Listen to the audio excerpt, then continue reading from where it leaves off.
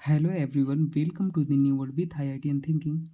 आज हम सॉल्व करने वाले हैं आईआईटी एडवांस के 5 पीवाईक्यू क्वेश्चन और इनके हम ट्रिक और टिप्स भी देखेंगे और इन क्वेश्चन के थ्रू आपका और केमिस्ट्री जो है वो रिवाइज भी हो जाएगा और कैसे क्वेश्चन को अप्रोच करेंगे एग्जाम में हम इन सब का बात करेंगे। ठीक है ना, बेहतरीन क्वेश्चन पीवाईक्यू हैं, सेलेक्ट किए हमने।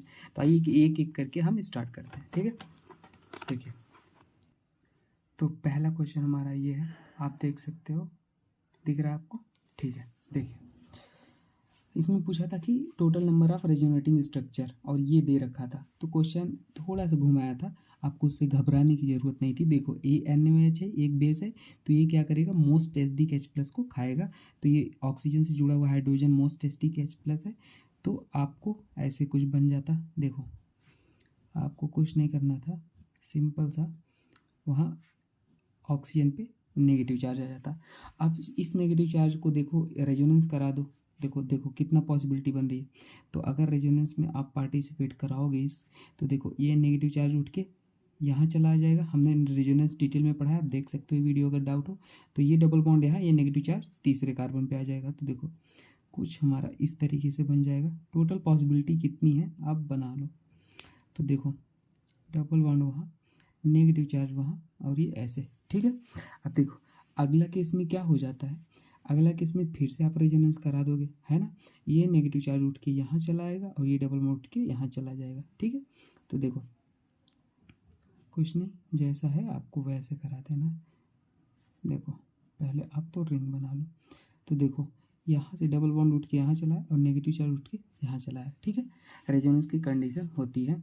अब देखो, अब हमने आपको यहाँ से दो पॉसिबिलिटी है। देखो एक डबल बॉन्ड यहाँ था, इसको नहीं बना लो।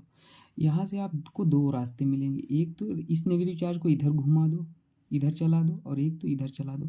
तो हम सबसे पहले इस पॉसिबिलिटी को लेके चलते हैं, इधर वाले को। तो देखो ये नेगेटिव चार्ज यहाँ तीसरे कार्बन पर आएगा, ये डबल बॉन्ड यहाँ आएगा। तो कुछ नहीं, बना लो बस वैसे ही, पहले दो रिंग बना लो, फिर चार्ज को घुमा दो। देखो ये डबल बॉन्ड यहाँ आया, यहाँ आया, बाकी जो जैसे था वैसे था। उसको नेगेटिव चार्ज को, ये नेगेटिव चार्ज यहाँ तीसरे कार्बन पे गया और रेजोनेंस आप करा लो। देखो बाकी जो जैसे बना था ऐसे कर लो। फिर ये नेगेटिव चार्ज उठ के यहाँ आएगा तीसरे कार्बन पे, डबल बॉन्ड उठ के यहाँ आएगा। तो देखो क्या हो जाएगा, बना लो आप। देखो तो ये डबल बॉन्ड यहाँ है, नेगेटिव चार्ज वहाँ गया, बाकी जो जैसे था वैसे आप लिख लो। ठीक है, देखो फिर से क्या होगा, फिर से हमारा ये नेगेटिव चार्ज दिख रहा है आपको, ये नेगेटिव चार्ज उठ के यहाँ जाएगा और ये डबल बॉन्ड उठ के यहाँ आएगा। तो क्या, फिर से आप बना लो। देखो बस कुछ नहीं था, आसान ही था, बस आपको पेशेंस रखना था क्वेश्चन में। देखो तो ये डबल बॉन्ड यहाँ आएगा, ये नेगेटिव चार्ज यहाँ जाएगा। ठीक है ना, ये नेगेटिव चार्ज यहाँ, ये डबल बॉन्ड यहाँ, बाकी जैसे था वैसे लिख लो। ठीक है, ये दिख रहा है। अब फिर से अगर आप कराओगे तो फिर से हमारा ये नेगेटिव चार्ज यहाँ आएगा, ये डबल बॉन्ड यहाँ आएगा। तो देखो हमारा क्या बन जाएगा, आप कहोगे पहले जैसे ही तो बन गया सर। तो पहले जैसे नहीं है, थोड़ा सा आप ध्यान देखना। पहले स्ट्रक्चर में आप ध्यान दो। पहले स्ट्रक्चर में डबल बॉन्ड कैसे बना है, देखो यहाँ ऐसे है, दिख रहा है, ऐसे ऐसे है। यहाँ पे देखो, यहाँ पे, और इस वाले में देखो यहाँ पे ऐसे, ये वर्टिकल है, और यहाँ पे देखो ऐसे बना है। तो ये दोनों डिफरेंट है। बहुत ही क्वेश्चन अच्छा था, आप कई लोग तो यहीं में डाउट हो जाते, एक कर देते। अब देखो यहाँ दूसरी पॉसिबिलिटी करा लो रेजोनेंस, इस नेगेटिव चार्ज को इधर घुमा दो। तो देखो घुमा दो, कुछ नहीं करना था। तो देखो अब इसको इधर वाले को ऐसे रहने दो, ये डबल बॉन्ड यहाँ आ जाएगा और नेगेटिव चार्ज उठ के वहाँ चला जाएगा, बाकी ऊपर वाला वैसे ही रहने दो। अगली पॉसिबिलिटी क्या है, ये नेगेटिव चार्ज उठ के यहाँ जाए, ये डबल बॉन्ड उठ के यहाँ है, कुछ नहीं। ठीक है, बना लो। तो देखो ये डबल बॉन्ड ऐसे, और हमारा यहाँ पे क्या आ जाएगा, डबल बॉन्ड ऑक्सीजन पे यहाँ चला जाएगा। अब देखो ये यहाँ पे देखो, यहाँ पे डबल बॉन्ड गायब है, लेकिन यहाँ पे डबल बॉन्ड है, तो ये भी डिफरेंट है। तो अब टोटल कितने रेजोनेटिंग स्ट्रक्चर हैं, काउंट कर लो। देखो 1 2 3 4 5 6 7 8 9, तो टोटल कितने रेजोनेटिंग स्ट्रक्चर हैं, 9। याद रखना ये सब चीज़ें, ध्यान देना, डबल बॉन्ड कहाँ है, क्या एक नहीं कर देना इन सबको। तो टोटल 9 रेजोनेटिंग स्ट्रक्चर हैं। ठीक है ना, और रेजोनेंस की कंडीशन थोड़ा सा हम आपको बता देते हैं कि रेजोनेंस कहाँ पे आपको सोचना है। कभी भी A double bond B single bond C negative charge या पॉजिटिव चार्ज या लोन पेयर या डबल बॉन्ड ऐसे दिख जाए तो वहाँ पे रेजोनेंस होता है, जनरली बता दिए, ठीक है ना। और रेजोनेंस की कंडीशन मॉलिक्यूल प्लेनर होना चाहिए, मतलब sp और sp2 का हाइब्रिडाइजेशन होना चाहिए और कंजुगेशन होना चाहिए। ये रेजोनेंस की कंडीशन होती है। बाकी हमने डिटेल में बात किया है, आप देख लेना, ठीक है। GOC हमने पूरा पढ़ा रखा है, प्लेलिस्ट में देख लेना। अब देखो इसमें पूछा था टोटल लोन पेयर इन N2O3। तो N2O3 का आपको स्ट्रक्चर आना चाहिए था, ठीक है ना। टोटल N2, तो स्ट्रक्चर क्या होता है, आप सबसे पहले देखो स्ट्रक्चर इसका आएगा तभी तो आप N2O3 का वो बना पाओगे। तो देखो इसका आपको NCERT में प्रॉपर तरीके से गिवन है N2O3 NO2 सबका स्ट्रक्चर, नाइट्रोजन के ऑक्साइड्स का, तो आपको याद होना चाहिए। देखिए डियर, बस आप तरीका यही लगा सकते हो कि नाइट्रोजन 3 बॉन्ड बनाता है, तो नाइट्रोजन 1 2 3, नाइट्रोजन 1 2 3, ऑक्सीजन 2 बॉन्ड बनाता है। आपके पास हिंट यही थी, पर ये कोऑर्डिनेट बॉन्ड है, ये कोऑर्डिनेट बॉन्ड है, ये बॉन्ड है, ये आपको पता होना चाहिए। तो देखो नाइट्रोजन के पास वैलेंस इलेक्ट्रॉन 5 होते हैं, 3 बॉन्ड बना लिया तो 1 लोन पेयर नाइट्रोजन के पास थे। ऑक्सीजन 2 बॉन्ड बना लिया तो वैलेंस इलेक्ट्रॉन 6 होते हैं, 2 बॉन्ड बना लिया तो 4 इलेक्ट्रॉन बचे, तो वो 2 लोन पेयर की तरह बन जाता है, ठीक है। ऐसे इसी तरह के इसके पास भी 2 लोन पेयर है, लेकिन इसके पास 3 लोन पेयर है क्योंकि ये कोऑर्डिनेट बॉन्ड है, ठीक है। तो टोटल लोन पेयर कितने हो गए इसमें, टोटल लोन पेयर हमारे जो आ जाएंगे 1 2 3 4 5 6 7 8, टोटल 8 लोन पेयर आ गए, ठीक है। अब कभी कभी आपसे ये भी पूछ सकता है कि N2O5 में लोन पेयर बता दो, किसमें, N2O5 में। तो अब आप N2O5 को आपको स्ट्रक्चर आना चाहिए, तो N2O5 का स्ट्रक्चर क्या होगा आप बताओ जल्दी से। तो N2O5 का देखो कुछ नहीं करना था, ये स्ट्रक्चर आपको याद होने चाहिए, ठीक है ना, बहुत ही इंपॉर्टेंट है। इसमें 2 कोऑर्डिनेट बॉन्ड होता है, तो कभी आपसे यही पूछ सकता है इसमें कितने कोऑर्डिनेट बॉन्ड होते हैं। तो बस हो गया। अब फिर से वैसे एक बना लेना, ऑक्सीजन 2 लोन पेयर इस ऑक्सीजन को, 2 लोन पेयर इस ऑक्सीजन को, और इस ऑक्सीजन को 3 लोन पेयर, ठीक है। इस ऑक्सीजन को 2 लोन पेयर, ठीक है। काउंट कर लेना अपना जितना भी जो भी आएगा जैसे, ठीक है। तो और इस ऑक्सीजन को भी 3 अपना करा लेना, मतलब स्ट्रक्चर। और किसने कितने कोऑर्डिनेट बॉन्ड है इसमें, 1 2 कोऑर्डिनेट बॉन्ड है, ठीक है। तो आप इसको भी देख लेना, याद कर लेना, ठीक है। तो आइए अगले क्वेश्चन को सॉल्व करते हैं। देखिए अगला क्वेश्चन हमारा क्या था, अगला क्वेश्चन हमारा ये है कि FeSCN6 3- ये दिया था, इसमें पूछा था कि किसमें नंबर ऑफ कितने अनपेयर्ड इलेक्ट्रॉन है, पैरामैग्नेटिक है, डायमैग्नेटिक है कि क्या है। तो देखो अब इसमें आपको 2 बातों पता होना चाहिए। SCN हमारा क्या होता है, SCN हमारा वीक फील्ड लिगेंड है, और साइनाइड हमारा स्ट्रॉन्ग लिगेंड है, ये आपको पता होगा तभी क्वेश्चन करोगे। तो देखो FeSCN6 में सबसे पहले आप क्या करोगे, ऑक्सीडेशन स्टेट आयरन निकालो X, यहाँ पे -1 क्या होता है -6, क्योंकि SCN पे चार्ज -1 होता है, -3, तो ये X बराबर आ जाएगा +3 आ जाएगा। तो Fe हमारा क्या है +3 में है, ठीक है। इसी तरीके से यहाँ FeCN6 भी हमारा क्या है, इस पे भी माइनस चार्ज होता है, तो -3 X बराबर +3 आ जाएगा। तो यहाँ भी आयरन +3 में, +3 मतलब क्या होता है, देखो 3d6 नॉर्मल आयरन की ऑक्सीजन इलेक्ट्रॉनिक कन्फिग्रेशन ही होती है, लेकिन 3 इलेक्ट्रॉन निकल गए तो 3d5 बचेगा, यहाँ भी 3d5 बचेगा। अब d ऑर्बिटल बना लो, फिर पेयरिंग किस में होगा किस में नहीं होगा वो तो आप पता है। देखो यहाँ पे 5 इलेक्ट्रॉन पहले भर लो ऐसे, यहाँ भी 5 इलेक्ट्रॉन भर लो ऐसे, 1 2 3 4 5। अब बात आती है यहाँ पे पेयरिंग हो जाएगा, क्योंकि SCN हमारा पेयरिंग नहीं होगा, ये वीक फील्ड लिगेंड है। तो यहाँ पे हमारा 5 अनपेयर्ड इलेक्ट्रॉन रहेंगे, क्या 5 अनपेयर्ड इलेक्ट्रॉन रहेंगे। और यहाँ पे हमारा क्या हो जाएगा, ये पेयरिंग हो जाएगा क्योंकि स्ट्रॉन्ग लिगेंड है, CN स्ट्रॉन्ग लिगेंड है। तो हमारा देखो होगा क्या, इलेक्ट्रॉन उठ के पेयर कर लेंगे, ये इलेक्ट्रॉन उठ के यहाँ चला आएगा, ये इलेक्ट्रॉन उठ के यहाँ चला जाएगा, तो ये कुछ ऐसे हो जाएंगे। तो यहाँ पे कितने अनपेयर्ड इलेक्ट्रॉन बचा, 1 अनपेयर्ड इलेक्ट्रॉन बचा, यहाँ पे 1 अनपेयर्ड इलेक्ट्रॉन बचा, ठीक है ना। तो यहाँ पे 5 अनपेयर्ड इलेक्ट्रॉन, यहाँ पे 1 अनपेयर्ड इलेक्ट्रॉन। आपसे मैग्नेटिक मोमेंट पूछ लेता तो n बराबर क्या होता है, n+2 होता है, ठीक है। तो n क्या है, नंबर ऑफ अनपेयर्ड इलेक्ट्रॉन, तो वो निकाल लेते हैं आप, कुछ भी पूछेगा निकाल लोगे, ठीक है। तो आपका आंसर आ जाएगा ये दोनों क्या है, पैरामैग्नेटिक हैं क्योंकि अनपेयर्ड इलेक्ट्रॉन है। अब देखो ये क्वेश्चन था, बहुत ही अच्छा क्वेश्चन था।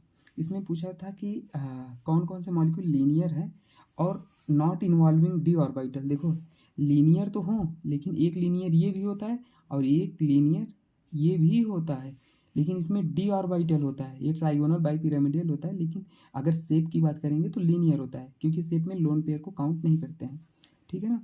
तो देखो ये वाले में डी ऑर्बिटल है, लेकिन ये वाले में डी ऑर्बिटल नहीं है, तो बोला था कि जिसमें डी ऑर्बिटल न हो वो लीनियर बताओ। बहुत ही अच्छा क्वेश्चन था।